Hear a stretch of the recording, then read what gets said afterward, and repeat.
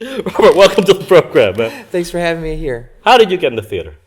I started, it was the very first thing I ever did. I was in a daycare, and they assigned roles to everybody, and I got to play the king in Rumpelstiltskin. Right. And that was kind of my first entrance into it, and then I didn't do anything until junior high. Yeah. And then that's when I really felt I kind of had a knack for it. Mm-hmm. And then, of course, I did it all through high school. And then after high school, I took a little bit of a break and then got into the community theater circuit and did things around around town. So doing that at the daycare, I've never heard of that. They fed you the lines, and you know, it was just it was fun. Right. And it's really I think starting that early and doing what I did has really served me well later on in life. You prefer comedies versus dramas or musicals or? I've only done like maybe one drama. I guess I prefer comedies. That's typically what I've done. You know, a couple musicals here and there. I wouldn't mind doing some dramas. I wouldn't mind getting into the deep characterization and all of that. But even the dramas that I've auditioned for, I've become the comic relief. So and you definitely need that. Yeah. So I guess I prefer comedies. Yeah. What's your favorite role so far that you've done? My favorite role, that's a tough one. Probably the first. It's going to be a tie. I think I really liked playing Charlie in The Foreigner. Sure. But as far as a musical role, I really liked Seymour in Little Shop of Horrors. That was like my big bucket list one, and I guess it's really a tie between those two. Yeah. So, how do you characterize your acting technique? Really, I just I look at the script and just kind of see if there's any hints in there. If the director's given any sort of stage direction that kind of gives you clues. Sure. Beyond that, especially since the majority of the stuff I've done is comedy, you look at the lines and just play it as far out as you can and let the director kind of pull you back and say, this is where I want you. Yeah. And so I think, doing that in collaboration with the director gets it to where it needs to be. I've always been amazed, that, we talk about people either have comic timing or not. People either have a comic funny bone, kind of, or not. When you see a line, what is it that is it because it's written funny, or is it tell you something that kind of informs your character of something that they do, and that in itself is funny as opposed to the line itself? I don't know if it goes to one line. Yeah. I mean, there's because in a comedy you have a couple of things that happen right before it, and then that line is what hits it. Right. And the way to attack it, I guess, is see what those lines are before it, and then try it a couple of different ways. Maybe pause a little bit before you say the line, right. or maybe it needs to jump right in, just depending on the feel of the scene. Right. And then again, it's kind of like with this show that we're doing here with Rumors. Let the director say, that worked, or no, that didn't work, and just kind of play with it. Yeah, because I was looking at an interview with Dick Van Dyke, and he's talking about the original Dick Van Dyke show, in the early '60s, and that to me is still quintessentially funny show, but the lines themselves aren't funny. Right. It's the situation that's funny. Yes. As opposed to Neil Simon, which although I don't think Rumors is necessarily have a bunch of one-liners. Neil Simon is certainly a master of one-liners, but the show really isn't about that. It is almost more situational. This one is very much almost Mary Tyler Moore, almost like the Dick Van Dyke kind of show. It's the situation that's funny, and the characters are in the particular situation, not the lines per se. Although there are some lines that are hilarious, but not necessarily that's funny. That's amazing. What do you want to do that you haven't done yet? Musical-wise, I would love to do. There's two of them actually. I wouldn't mind doing Jekyll and Hyde and Les Mis. Jean Valjean, pretty heavy stuff. I want to really, test my boundaries and if I could play, I'm getting old enough to where I might be able to do Jean Valjean And Jekyll and Hyde is just I really like that musical, and there's such a lot of great songs in there. Sure. Where did you see it? I saw him up at in downtown. I guess it's the At Tuts, or is this? Or where did this? Well, I don't remember what Who theater. did? Yeah. I want to say it was like the Alley, but it's not really Okay. the Broadway tour that they always Okay. have. It's part of Yeah. part of those. So those two I would love to do. I would love to do Little Shop again, just one more time. As far as dramas, I would love to do Cuckoo's Nest. Cuckoo's Nest. Yes. Yes, there's so many good characters. Of that. course. Who would you play? Of course, I would want to do McMurphy. But if I didn't get McMurphy, there's still Right. plenty of Yeah. Billy Bibbit would be a good one to do. I think those are the ones that just off the top of my head. I was trying to think of shows that are good dramas, but also have a lot of good men roles. I was thinking of the one at Ace, The Boys Next Door. Ah, yes. Boys Next Door. That has some great roles. What do you do when you're not doing theater? If I'm not carting kids around,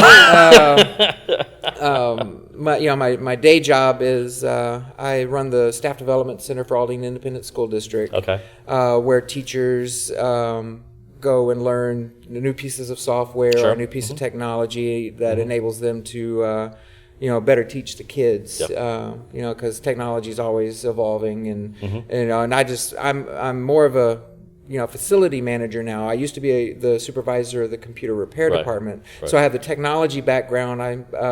So I can kind of aid where I need to. If something breaks, I can fix it. Things Right. like that. But that's not really your job right now, although you can do it. Yeah, right. How do you see the technology? I mean, obviously technology is seen, but how do you see how technology has impacted how we teach our kids?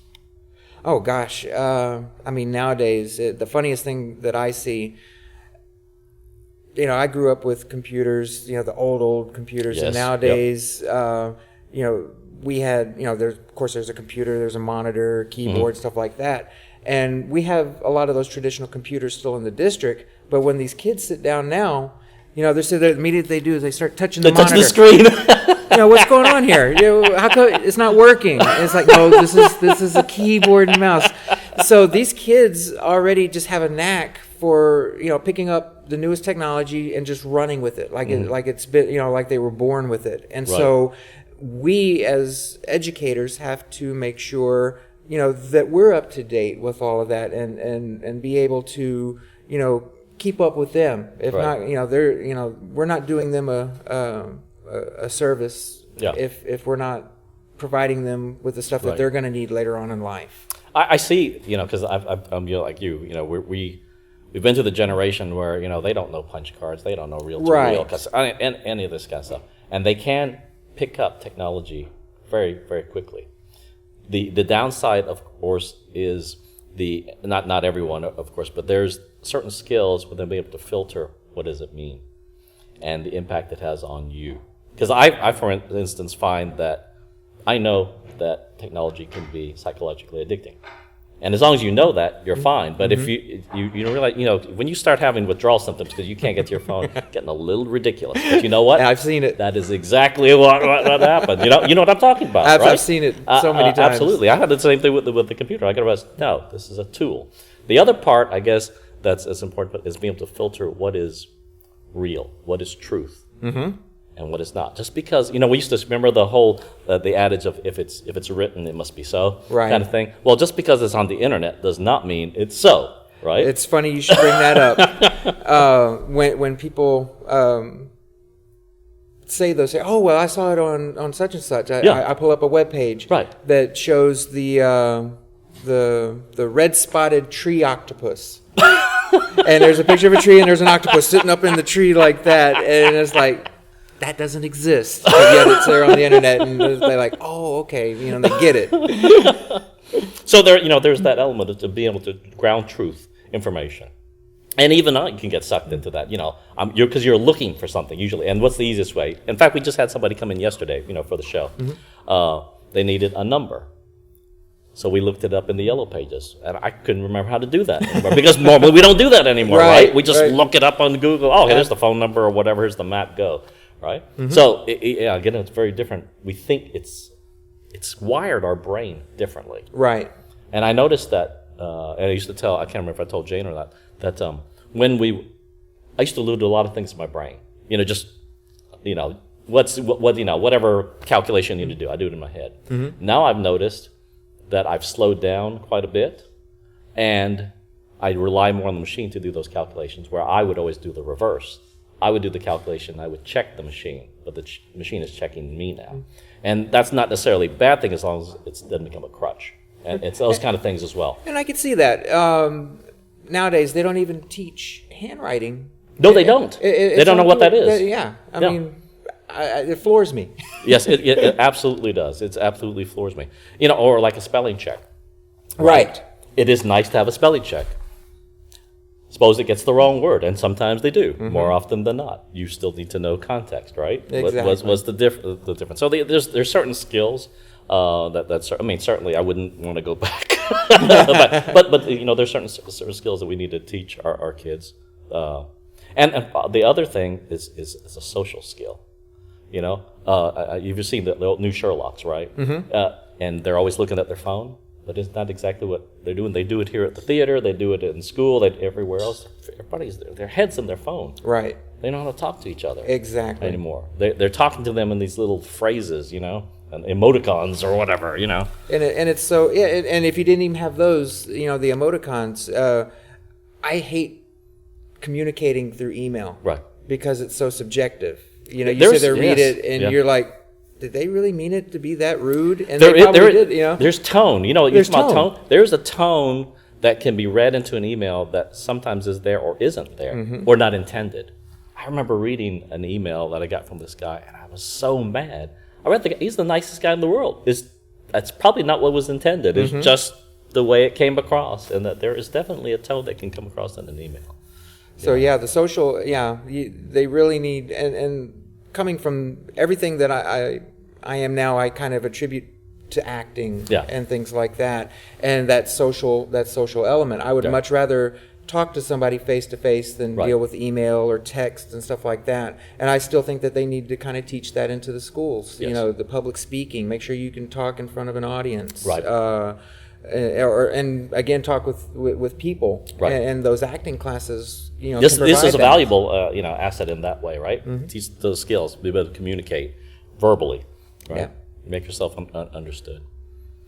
So you obviously spend a lot of time with your kids. Are they into theater too, or no?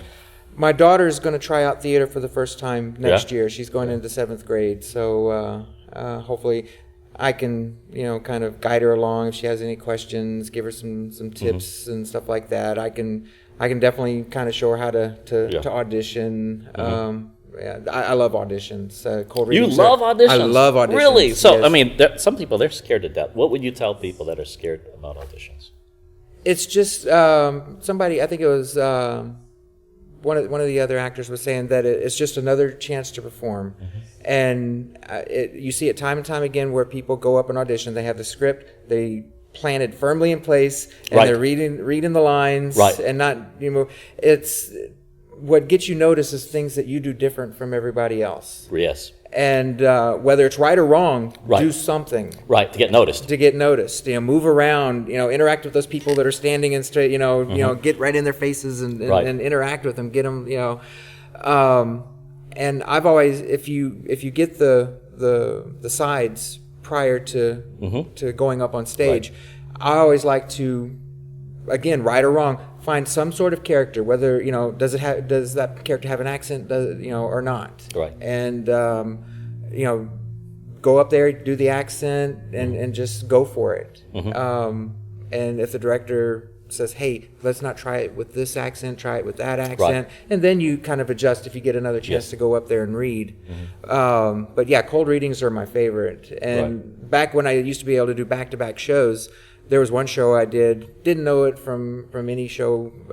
It was just a hole in the schedule. I'm like, I'm going to try this play called A Lady Cries Murder. Right. And I was looking through all the characters, and there was one called Raul Jamaica. And there's this It's a Spanish character, young. At the end of the show, he changes from a Spanish character to a Cockney British character. And so the Cockney British I had, and I'm like, well, what am I going to do for the Spanish character? Yeah. And it was a murder mystery farce type thing. And so I did this accent. It was a mixture of Fernando Lamas and this character named Don Carnage from some of the Disney cartoons. Right. And he just murdered the English language. Right. And so I would do things, instead of, I think one of the lines was, perhaps you need to pop his balloon, to bring him down a couple notches. It's like, perhaps his balloon needs to be plopped. And, so I went out there, got the part, and it was a really fun show. But those type of things for auditions, just, get a character again, right or wrong, roll with it. And that's good. How do you get into a character? Do you work inside out or outside in? With comedies, it's a lot easier to do with comedies than dramas, and so I guess I go from inside out. I figure this is what I'm going to try with this character during the rehearsals. I like to feed off the other actors and kind of collaborate. Like if I have if there's a scene between me and somebody else. Right. We'll see how it goes the first time around, and then maybe, hey, let's try it this way. You know, and again, if the director likes it, we stick with it. If not, we'll try something different. Sure. And so, especially with theater, I think that's what's the fun part. It's a collaborative effort. Yes. You can only do so much for your character, but you really have to play off the others for it to really work. So, I'll do my homework and look at the script and say, okay, I think this is the way it should go. Yeah. And then, just run with it. What's the worst experience you've had in terms of like chemistry between actors? Because obviously you're right. When it works well, you two play off of each other, or the multiple actors play off of each other.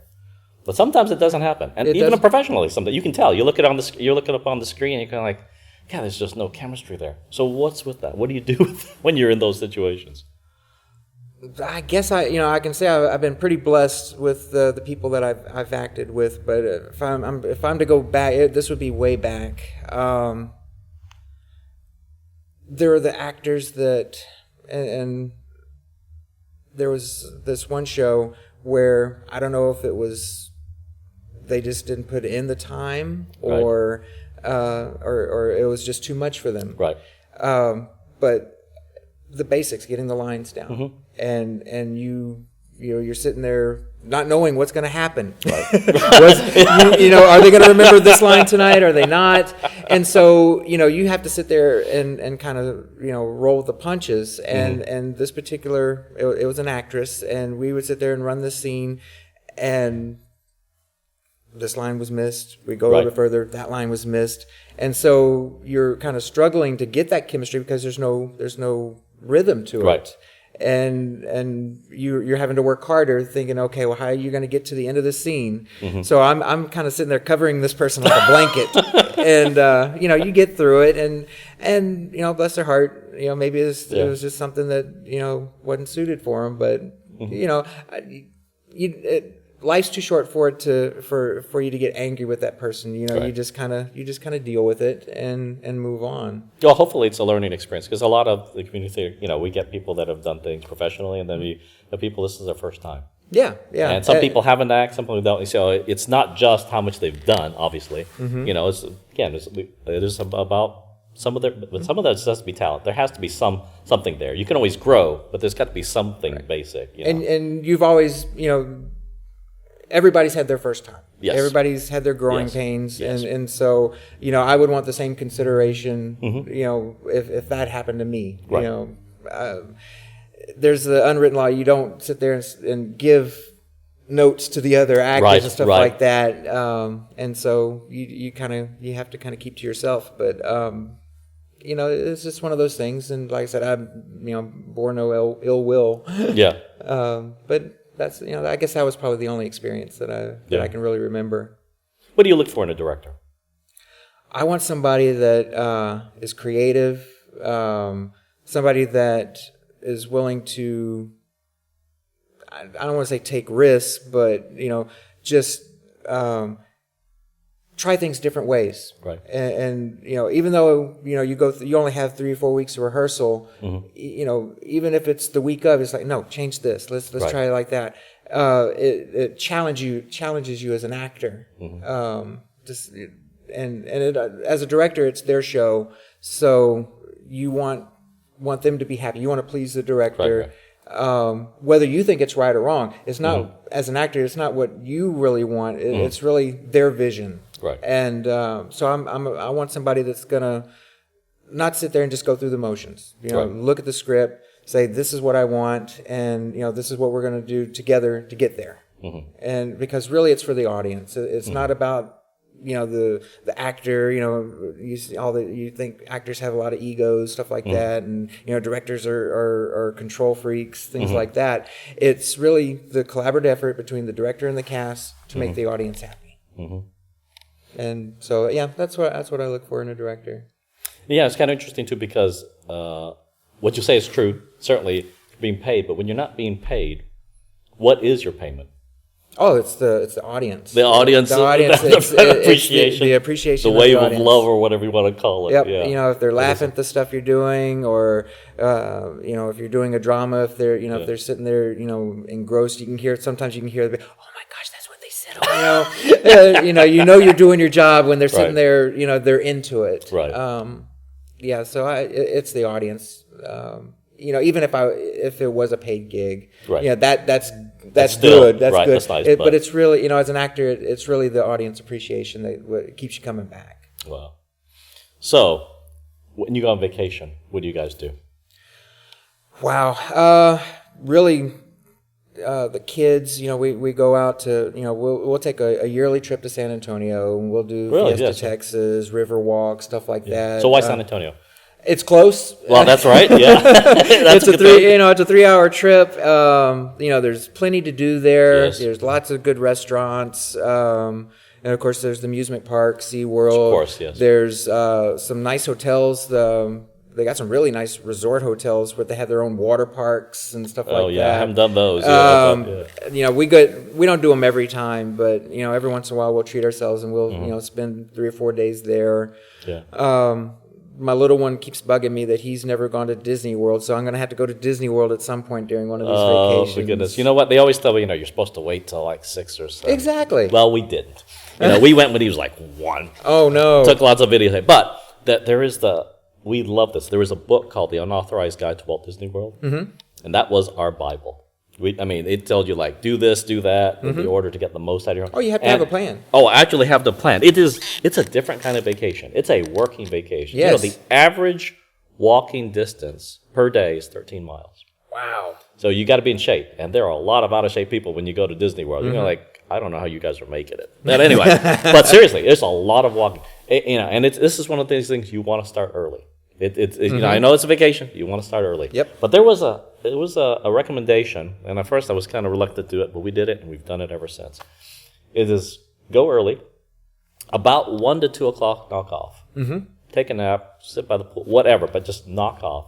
Go back at night, because to me that's the magical time. Yes. It's they have all the fireworks and the music, and it's cooler, and everyone's tired. You see all these people going out, and you're coming back in refreshed for the rest of the day. That's exactly what we did. It is there. The other one was kind of interesting. We bought an annual pass. It's like, why? Well, after about 7 days, and it may have changed now, pretty much it paid for itself. So anything after that 7 day was essentially free. So we'd go for 7 days. That way you don't feel like you got to do everything in one day. You take your time, try something different each time. Come back the next year, but before the pass is expired. Almost the entire thing is free. Wow, that is good. And then same thing. You just do the stuff you want to do and do something different. You don't feel like I'm going to do this, otherwise I won't, get in. You're stressed out. Yeah. You don't have to worry about that. And then if you want to do something twice, 3 times, 6 times, whatever, you do it. And so that's how we've done it. But it is a different vacation. It's a different vacation. I'd love to do. I haven't done Universal Studios yet. Haven't done Universal now that they've either. got all the different with like the Wizarding World of Harry Potter and all that kind of stuff. That would be awesome. Yeah, one of these days we'll do that again. It's been a long time, and it does change. Yeah. I get to watch it now, I guess, on the Disney Channel, whatever. You go like, okay, this is what they've changed. I haven't done that ride yet. Yeah, I'm going to have to do that. Oh, dear. Have you been overseas? Any places? No. No desire to? No time? No time. My wife wants to go to Italy, and I think she's going to set up something. I probably won't go. It's going to be a school function type thing. A school function? Yeah, they have those senior trip things. Oh, cool! Wow. And that's good because she wants to see that. The only I'd love to go to England, Australia. I'd love to go to Australia, but that's a trip within itself. Yeah. The only time I've been out of the country was for my honeymoon. We went to Jamaica. And, that was fun. Did you enjoy that? I enjoyed it. It was very interesting. Okay, why was it interesting? Well, so that you can tell. it's. I'll tell you the whole skinny on that. So we got on the plane. Yeah. Made it into one of the two airports. I forget which it wasn't Kingston. It was the other airport. Montego Bay, probably. Montego Bay. Yeah. We get there. There's no connecting thing from the plane to the airport. You get off the steps, go across the runway. Yes, that's the old-fashioned style. Yep. That's right. There's no this jetway crap. Exactly. Right. So we get through customs, and we're looking for the place where they, like the little you would think would be the turnstile for your luggage. Yep. No, it's all thrown out on the ground with just a pile of luggage. So you got to sift through everybody else's luggage, hoping that yours is still there. Yeah. So we finally grab our luggage. And it's about 45 miles to the hotel, and it was in Ocho Rios. Okay, yes. Beautiful place, yes. And so I'm figuring, that's somewhere between here and Galveston. It's about a 45-minute trip. No worries. So we're looking for our shuttle. Yeah. We looking around, we finally see our shuttle. There's this beat-up, old, red-looking bus. And so we put the luggage in the back, get on the bus, start trucking along. There's an AM radio. That's all they have. AM radio playing reggae music. And I got one eye on my newlywed wife and the other eye on my luggage. And I'm just looking back and forth. And I kid you not, they stopped for hitchhikers along the way. Yeah. And this trip, which I thought would take 45 minutes to an hour, was almost 2.5 hours. Mm-hmm. Yes. Finally made it to the hotel. And it was about 8, 9 o'clock. They give you a complimentary drink, and we're just tired. Right. We'll start tomorrow. Good.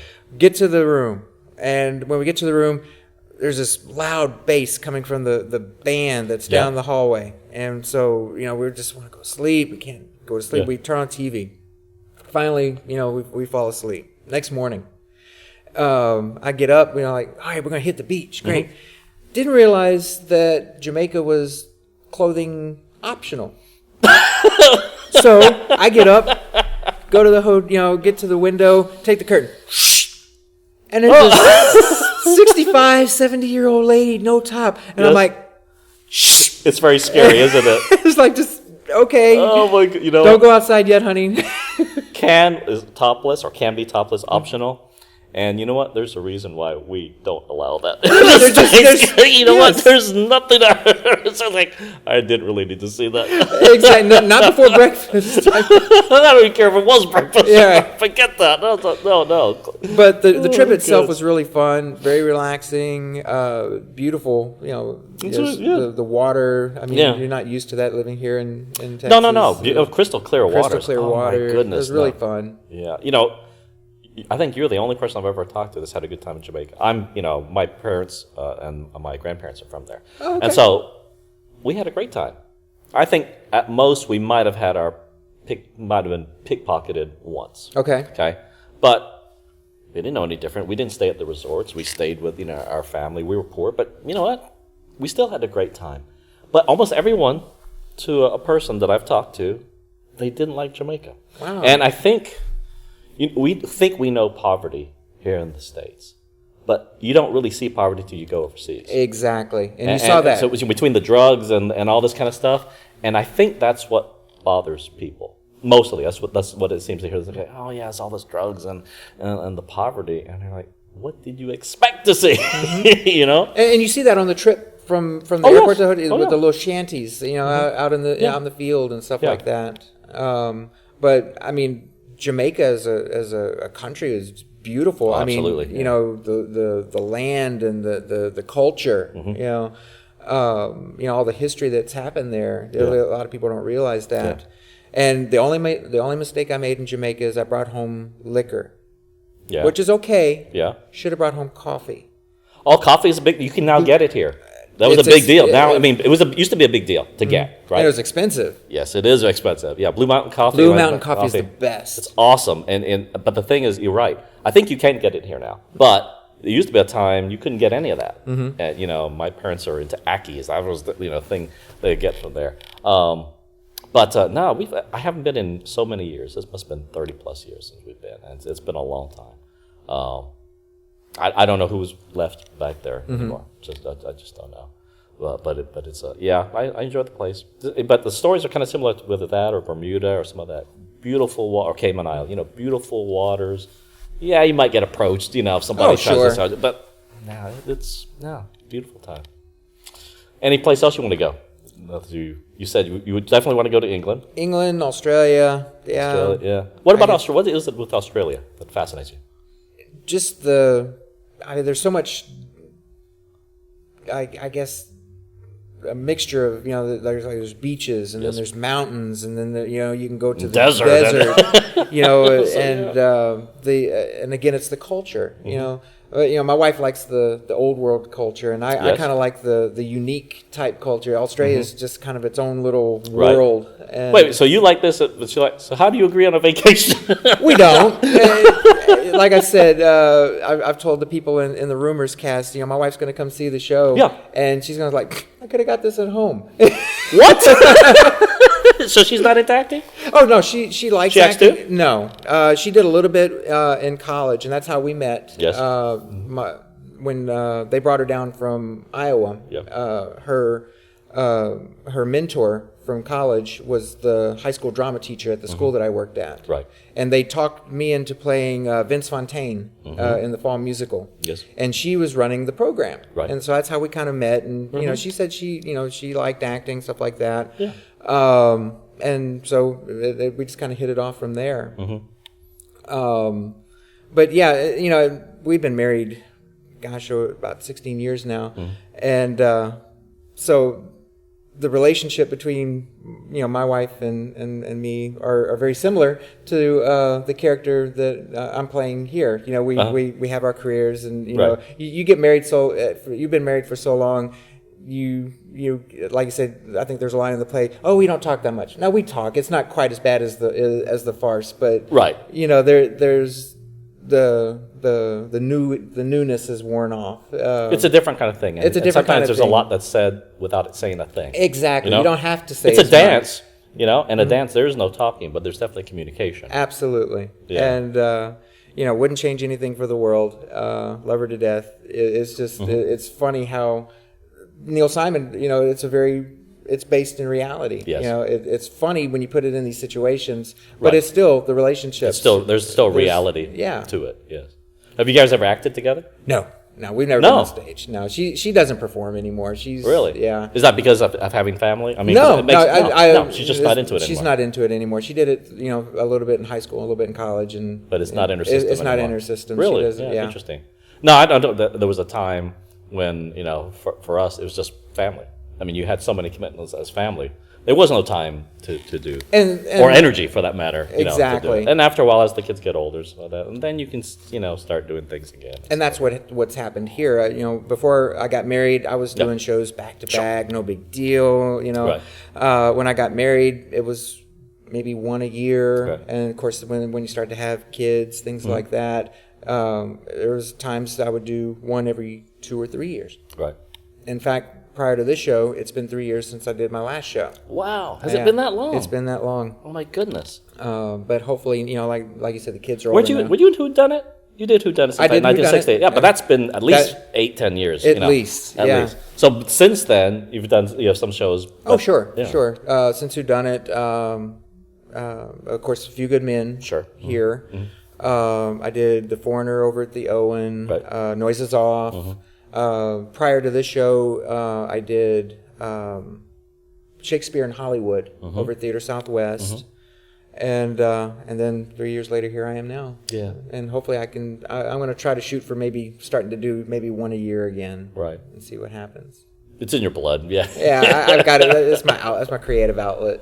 Oh goodness. So you've done the technology facility manager now. Mm-hmm. What's your favorite toy? Little tech toy. Wow. I like the tablets, things like that. Not so much the iPads, I guess. Everybody likes iPads and Apple and stuff like that. And Apple... Is that because of the name? They made it chic. I mean, they made what it is. They made it what it is. Yeah, and they're great at marketing, making you want something you don't need. But they're good at that. But, it serves its purpose. Then of course, there's the Android tablet, stuff like that. I guess I get the most use out of my smartphone now. Mm-hmm. Yes. They're just as powerful as the tablets, and they're portable. And they're portable. I can do everything I want to do on it: play games, watch movies, watch TV, things like that. So if I had to pick one, they said you can only have one, I think I'm going to go with my phone. It's funny. I got the oldest phone in the house. I'm looking to upgrade. Really? Yeah. My wife's Apple, and yes. Everybody in my family's Apple except for my oldest son. Right. He has a Samsung. Right. And I have a Samsung. That's what we have. Yeah. And so she's trying to get me back into Apple, and I'm fighting it tooth and nail. So Apple is, they do things very well. We used to be a big Apple advocate when the Macs first came out, but just the price difference, that pushed us off for the longest time, and we were for a while, but now, it's even still once the iPhones came back, they've made it chic to pay extra for this device. You don't have to pay that much, although I have to say the Samsungs aren't that cheap either lately. Lately, right? I guess they figure, hey, they can get it, and they do. And the thing I like about the Samsungs over the Apples is, and they went away from it briefly. They found they kind of wised up a bit again and said the upgradability. Yes. With Apple you get 16, 32, whatever. Done. That's it. You're done. Right. With the Samsungs, you can put the card in up to 200 gigabytes. I know, and that's something. The micro SD, you can load it up and then stick it in there. Mostly I'm loading up movies. And again, when you've got time to burn and there's nothing else but to do, you're bored, can't sleep, whatever. And it's great, just to have the phone. So I'm glad they went back with that, and that's. I think that's why I might just do it and say, oh, guess what I got. So what do you see going forward for theater? Do you think, there's been, especially in film, there's been so much technology in some cases, like for instance, like George Lucas. I guess he kind of perfected this into an art, where you get to the point where he sees an actor in a scene and, you know what, I don't want him in the scene, and he digitally removes him. Mm-hmm. Removes him! Yep. Or add, because we've seen that too, Yep. if you saw the original Star Wars movies, and then you buy the DVDs kind of 20, 30 years later, you notice the scenes aren't exactly the same. He's never happy. Of course, none of us are as actors, right? We're never, we want something a little better. Because I've noticed all the special effects in Star Wars, I guess it would be Episode 4, which was the first one I ever saw. Right. Back in 76-ish, something like that. Yeah, about high school time. And the explosions aren't the same, and all these guys, they've changed it all. Exactly. Or they've inserted people. So what the heck are you doing? Do you see that going forward in theater? In theater, from the shows that I've seen, like professionally done, they do some great stuff. They have a lot more resources, things like that. What I see happening, and you've already started to see it a little bit in musical concerts. Mm-hmm. I think, especially when the prices come down, and you can start to get the technology on the cheap. Yes. You can do holograms. Wow. You can put a screen up, and you have a couple of different cameras, and you can put whatever you want on that screen and make it look absolutely real, like that person's there. They've done it with, I think it was Tupac at a music concert. They brought Tupac back to life and was dancing with another singer on stage. And from your point of view in the audience, it was like he was really there. Wow. So with theater, once the technology becomes affordable, you can have somebody... you can put Elvis back, on that rafter out there and do whatever you wanted to do. The king is in the house. Okay, there we go. You have to get rights to the footage or whatever. But I mean, you could even do computer graphics. Somebody that is in the know can create these special effects and make it a hologram. Like if they wanted to do Wizard of Oz, they could put the bubble and have the bubble come floating down. And so, yeah, I mean, once they start doing that and the technology is affordable, sky's the limit. Yeah. But you don't see as replacing actors. No, not at all. You cannot. I mean, you can try, but it's not. I don't think the audience gets as much out of it. If they wanted to see just something computer generated, they go to a movie. They can stay at home, or they're looking at it on their phone, right? Exactly. There's something about going to the theater and being a part of a live show. Yes. You know, with the actors and there's a chemistry between audience and and actors on stage, and you can kind of feel it, and just like with it was last night, you know, you sit there, you have to hold for the laughs. You can't do that if it's all computer generated. Right. You know, you have to have a feel for the audience. Absolutely. And so yeah, actors aren't going anywhere. You know, we always find that the theater experience is almost novel to some kids. We were doing Miracle Worker, and the kids came in, and you know, with the pump with the water. They all thought it was fake. So, is that fake water? I said, no, it's real water. I don't know how you'd fake the water. Yeah. Is that a real, they couldn't believe that a lot of things were real. Because they're so used to everything being digital, and they kind of know it innately that it's kind of fake. You know, it's just digitally generated. But when they come to the theater and they realize, no, it's real. They have to figure out some way to do it. For sure. It's almost a novel experience. In that you have a burning desire to. It's just something to do. Like, you mean, a sabbatical and go do something, it's a different experience. I mean, you know, sometimes, you know, we get so caught up in our lives. You know, you have family. We got responsibilities. We get it. You know, we got responsibilities at work, to our family, to our extended family, our parent, all that kind of stuff. Do you ever just want to have a sabbatical? If you did such a thing, what would you do? If I had unlimited time, I guess, because it's a long season. Yeah. I wouldn't mind following the NASCAR circuit. Just really? go around to go to all the different tracks and. So you track it? You track NASCAR? Yeah. Not as much as I used to. Yeah. A lot of my drivers that I used to watch retired. Now they got these new guys watching it, you know, or driving in it, and I try to watch. Yeah. But yeah, not as often as I used to. But you know, I've been to a couple races, and again, that's. An experience. You know, you sit there in the stands, and those cars drive by at 300 miles an hour, and you feel it, and it's something to really watch live rather than on TV. Really, yeah. So that's another thing, you want to be there and experience it. Exactly. Wow. And each track is a little bit different. You know, you got Daytona, which is a super speedway. Then you've got the short tracks, which that's where all the drama happens, because there's only so much room you have, and there's two cars trying to get into one spot. And so yeah, but that season is at least a good year. So if I had a sabbatical and I could do it, wow. That's probably what I would do.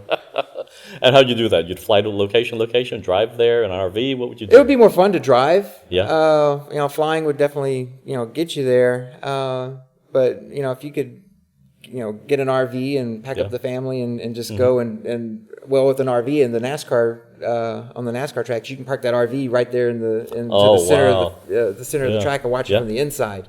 Oh my goodness! And a lot of people do that. I mean, really? That's what they've retired and they have nothing else that they want to do. They just go from track to track. Wow.